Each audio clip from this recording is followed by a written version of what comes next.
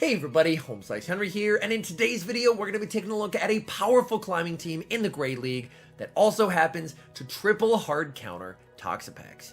This team consists of Cresselia on the lead, Sableye as the save switch, and DIGGERSBY as the closer. Both Cresselia and DIGGERSBY honestly feel really underrated in the current Great League meta, with both having the potential to core break teams. I ran this team for a few sets, gained a ton of elo, and made some TOXAPEX very sad along the way. So without further ado, let's hop into the matches and hunt some TOXAPEX in the Great League.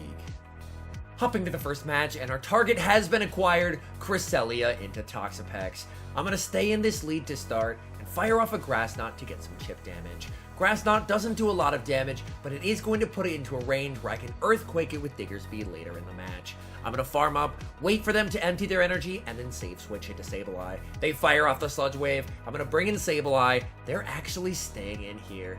Opponent goes for a foul play catch onto Scrafty, but I'm able to hold on to my energy. I'm going for the return. Return is able to land, and that does big damage onto the Scrafty. They're at a move. I'm going to let this through. I am not shielding this whatsoever. Opponent goes for a power-up punch bait, and that is incredibly good for me. I'm going to be firing off the foul play. This will not KO, but it will get them very low. They're able to reach one last-second move. Again, I'm not going to be shielding this. It is just a power-up punch, and Sableye is able to take switch from the Scrafty.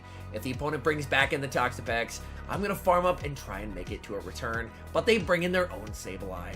I'm going to be firing off the foul play here. Foul play will do a solid amount of chip damage. I bring in Cresselia, and I'm going to fire off the Moonblast. This would do a ton of damage. Opponent commits the shield. They're going to farm up and fire off their energy, but at this point, DIGGERSBY wins this game for me because DIGGERSBY has a dominant matchup against both Sableye and TOXAPEX.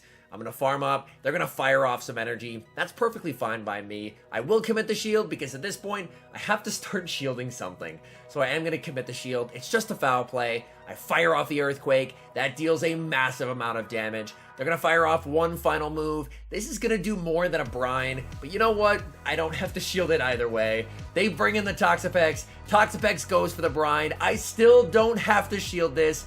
I let that through, and I'm able to reach the Earthquake. Earthquake will be easily taking out the TOXAPEX. We farm down the Sableye, and that is a good game. Hopping into the next match, leading Cresselia into Altaria. Very nice to catch it on the lead, as this is definitely my best response to an Altaria. I'm going to overfarm here quite a bit, and then go for the Moonblast. This will hit for massive super effective damage if it lands. Moonblast gets shielded by the Altaria. Altaria continues to farm. They're going to fire off some energy. That's fine by me. I should be able to tank this and fire off a second Moonblast. And it's unlikely they're going to be double shielding their Altaria right off the bat. Second Moonblast, able to land. I don't want to get farmed down, so I save switch into Sableye. I believe this is only enough for a Sky Attack, so I let it through. It is just a Sky Attack, and my opponent responds with Registeel. So my guess is that this is probably a Toxicroak as their third Pokemon, because that is a pretty common team that I've been seeing. Foul play lands, they're going to fire off a move right away. That's fine by me. Sableye has done its job. And now I'm going to bring in DIGGERSBY, shield once, and attempt to massively overfarm. Because DIGGERSBY with energy should be able to handle the Altaria, because the Altaria is incredibly low, and then I can hopefully be able to land an Earthquake to take out the Toxicroak. I do commit the shield. I'm going to massively overfarm, and then go for the Fire Punch. Fire Punch won't quite KO, but I should be able to Mudshot down here. Fire Punch gets them low. In comes Altaria, and I'm going to fire off the Fire Punch. I will need 2 Fire Punches to KO here. I fire off the first, and I'm firing off the second right away, as the Dragon Breath damage is starting to add up a bit. That is going to take out the Altaria. Is it going to be the Toxicroak that I'm expecting in the back? And it is. In comes the Toxicroak. Toxicroak continues to farm up, and I'm going to fire off a Fire Punch bait. Really hoping for the shield, and I get the shield. That's big. They continue to farm. They're going to fire off a move. I should be able to outpace here. Mud Bomb gets the shield. DIGGERSBY, the opponent tries to catch, but I hold on to my energy. Mud Shot the Registeel down, and now DIGGERSBY gets to Earthquake the Toxicroak, and that is a good game. Hopping into the next match, leading Cresselia into Umbreon. Umbreon definitely a core breaker for this team, but I'm going to stay in with Cresselia because Cresselia can put up a serious fight here. I'm going for the Moonblast. Moonblast hits for some solid super effective damage as Umbreon lets that through. Double Moonblast is not enough to KO, but the nice thing is that double Foul Play is not enough to KO either. So even though they're able to outpace me, I'm going to be able to tank this and reach a second Moonblast, and if they let it through, that is going to at the very least get them into the red health. So I'm going to fire off a second Moonblast here. Moonblast, able to land, and gets Umbreon low. Umbreon going for the farm down, and they're going to have to commit a shield to do so. Grass Knot grabs a shield. Umbreon is able to farm down. They leave on very low HP, but with a lot of energy. I'm going to bring in Sableye to get ahead on energy, because hopefully, if they're leading Umbreon, they're weak to Sableye in the back. They're going to fire off another move. Foul Play, able to land. I go for the farm, and I'm able to farm them down. They have TOXAPEX in the back. I'm going to fire off the Foul Play. Foul Play is going to put them into a range where an EQ should KO. And then I'm going to bank a Foul Play for later, bring in DIGGERSBY. They're going to fire off a move. Brine, not the strongest move ever, so I'm going to let that through. Brine lands. In the back, they have Swampert, and this is really unfortunate. If it was the Shadow Swampert and EQ really threatens it, the regular Swampert can honestly tank it no problem. I'm going to fire off the EQ here, hoping they let it through. My opponent commits the shield. They know they need to keep this Swampert alive. I'm going to fire off another EQ. They are very close to the back-to-back moves here. EQ gets them low. My switch clock is coming up though. They should be at the back-to-back here. So I'm going to shield, bring in Sableye, and I'm able to catch. Let's go. That's huge. They should be in Mudshot downrange. DIGGERSBY going for the farm down, and I'm able to take down the Swampert. Back in comes TOXAPEX. DIGGERSBY, Earthquake, taking out the TOXAPEX, and we're able to clutch the win. Hopping into the next match, leading Cresselia into Deoxys. This is a pretty nice lead for Cresselia, so I'm pretty happy with the fact that they're choosing to stay in here. I'm going to overfarm slightly and then fire off the Grass Knot. I do need 3 moves to KO Deoxys, so it makes sense to go for the cheaper Grass Knot.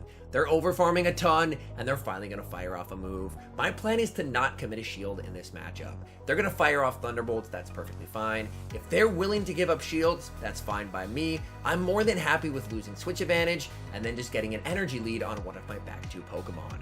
They're going to fire off the Thunderbolts. That does get me into the red, but I'm able to hang on. I'm going to overfarm quite a bit, and then fire off the Grass Knot. Grass Knot should just about KO from here. Deoxys commits the shield. Opponent continues to overfarm, and I'm able to reach a second Grass Knot. Grass Knot gets the second shield. Deoxys does get the counter down, but they had to give up both shields to do so. I bring in Sableye. They're going to be firing off a Thunderbolt. I'm going to let this through. We'll have to see what they have in the back. They have a Shadow Swampert. They're going to be able to reach a Hydro Cannon. That's perfectly fine. I'm going to commit the shield, throw 3 Shadow Claws, and then fire off the return, because a return is a guaranteed KO here, and I need to get this out of the way so my DIGGERSBY cannot face it. In the back, they have Mandibuzz, and this is unfortunate, but the nice thing is, if I'm able to land a return, then this should put it into a range where I can handle it with DIGGERSBY, and I'm able to do so. In comes DIGGERSBY.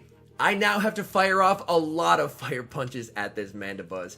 Fire Punch, not the strongest move, and I don't get same type attack bonus with it. But the nice thing is, since I got so much chip damage on this Mandibuzz, 2 more Fire Punches is going to be enough to KO. I'm going to fire off the first. This is going to be getting them into the red health. Mandibuzz continuing to spam out charge moves, but that is fine by me. I do not have to commit a shield here. They go for the Foul Play. They bring in Deoxys, and Deoxys does have energy. I'm going to let this through. Psycho Boost is not going to KO. I bank the Fire Punch. Farm down with the Sableye.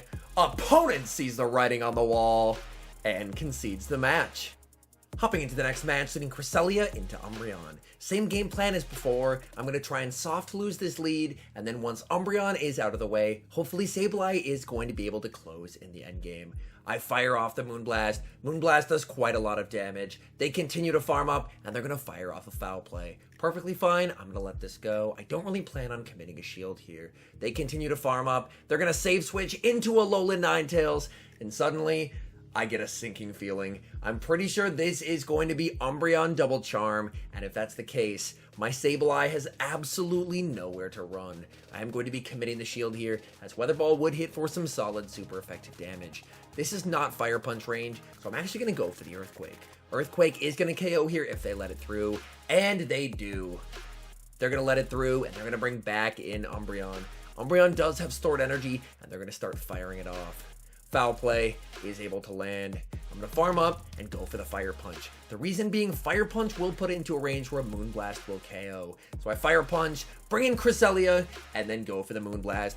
This will KO the Umbreon if they let it through, which they do, but it's Wigglytuff in the back, and unfortunately Sableye gets absolutely crushed by Wigglytuff.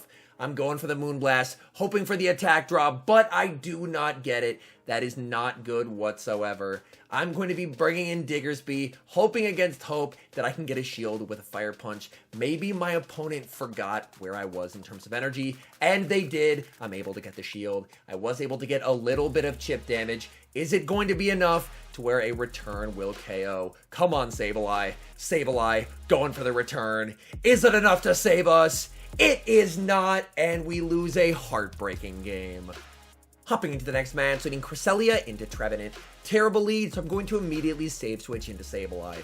In comes Sableye, and I'm met with Registeel. And this is looking like Trevenant double steal, aka a team that gets absolutely torn to shreds by Diggersby. They shield up the first move. That is fine by me. I am 100% going to let that go. They do get the attack drop from Zap Cannon, which is unfortunate. I'm going to farm up and start spamming out these debuffed foul plays. First one is able to connect, trying to get to another one. My opponent does not want to let that happen, and they're going to fire off a Focus Blast. Honestly, that works quite nicely for me. I'm going to bring in Cresselia. This was actually the first battle that I played with the team, and I had confusion on my Cresselia. I had forgot to TM it from factions. Zap Cannon is going to do a solid chunk of damage. I'm going to continue to farm up and then go for the Grass Knot. Grass Knot should just about KO from this range. Grass Knot takes out the Registeel. They bring in Trevenant. I bring in Diggersby, and they do have another Steel type in the bag. They have Stunfisk. The team absolutely core broken to shreds by Diggersby. They're going to fire off an Earthquake. Diggersby doesn't care about an Earthquake. That's not even going to do half of my health. Diggersby is just an absolute beast in the Great League. I'm firing off an Earthquake of my own. That's going to get them extremely low. And from here, I can very safely shield once, farm down, and then leave with energy to be able to take out the Trevenant. Opponent brings back in the Trevenant, and I'm going to fire off the Fire Punch. Fire Punch is going to get them quite low. They're going to continue to farm up. I decide to bring in Cresselia. They continue to overfarm, and I'm able to reach the Moonblast. Moonblast takes out the Trevenant, and we're able to clutch the win. Hopping into the final match, sending Cresselia into Medicham, an incredibly good lead. Opponent save switches into Lickitung, and we have a phenomenal response available with our Diggersby. This is a dominating matchup for Diggersby. Lickitung can hit us for super effective damage with Power Whip, but 2 Power Whips are not enough to KO. And thanks to the normal subtyping, Diggersby is almost impossible for Lickitung to farm down. They actually commit a shield on the first Earthquake, which works out perfectly fine for me. I'm going to fire off another Earthquake. Earthquake is able to land. Lickitung continues to farm. Again, I'm not going to be committing a shield here. Lickitung goes for a Body Slam bait, and I'm just going to keep farming. If they Body Slam again, this is not going to KO. Diggersby is too tanky. I'm able to absorb that damage and reach a third Earthquake. Earthquake gets a shield, and I've now gotten both shields from my opponent. And honestly, I'm feeling great because Medicham has nowhere to run against my team. I'm going for the Moonblast. Moonblast is going to hit some nice damage here on the Lickitung. It's going to KO. In comes Bastiodon. I bring in Sableye, and that is a good game. All in all, I had a ton of success with this team. It turns out triple hard countering TOXAPEX shortly after its release works quite well. This team feels very balanced, very flexible, and with all of the Pokemon having a nice amount of bulk, it feels like a team that people can really use to climb in ELO. Anyways, thank you guys so much for watching. If you're enjoying the content, make sure to leave a like and subscribe to the channel if you haven't. And a special thank you, as always, to our members here on YouTube. The support you guys provide is absolutely incredible. So thank you guys oh so very much. And until next time, I've been HomeSliceHenry.